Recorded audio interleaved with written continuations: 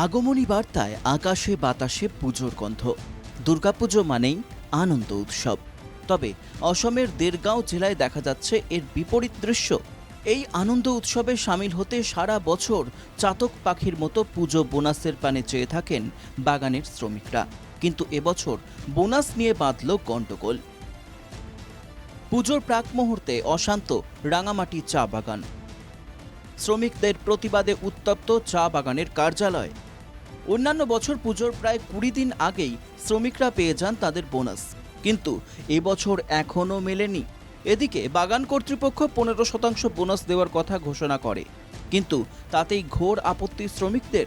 বাগান শ্রমিকদের দাবি ২০% করে বোনাস দিতেই হবে। যিটো বানাছ কাৰণে ৰাইজে বিচাৰি আহিছে বানাছ। এতিয়া পূজাৰ ছিজন, পূজাৰ ২০ দিন আগতে মানে বানাছ দিয়ে। তো আজি কেইদিনৰ আগত এতিয়া বানাছ হ'ব মানে। তো তাক সুধিলোঁ, কি কৈছা বোলে নাই বোলে নেহি মিলেগা তো লোগোं का বানাছ 15% মিলেগা।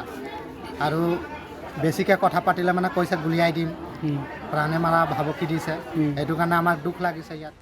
বোনাসের কথা জিজ্ঞেস করায় বাগানের ম্যানেজারের দুর্ব্যবহারে ক্ষুব্ধ হয়ে ওঠেন শ্রমিকরা।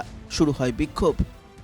যে এটা জিএম হৈ পেলাই নিজেই এনেকুৱা ব্যৱহাৰ কৰিব নালাগে, সেইটো কাৰণে আমি অত্যন্ত দুখ পাইছোঁ। আৰু পুলিচ প্ৰশাসন এতিয়া আহিছে, ইয়াক গ্ৰেপ্তাৰ কৰিব লাগে। যদি গ্ৰেপ্তাৰ নকৰে তেতিয়া আমি আৰু এনেকুৱা আন্দোলন আৰু কৰিয়ে থাকিম।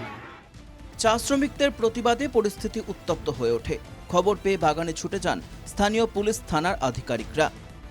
পুলিশের হস্তক্ষেপে পরিস্থিতি কিছুটা নিয়ন্ত্রণে আসে। তবে শুক্রবারের ঘটনায় গোটা বাগানে রয়েছে টান টান উত্তেজনা। দেরগাঁও থেকে পলাশ জ্যোতি বরার রিপোর্ট, এনকেটিভি বাংলা।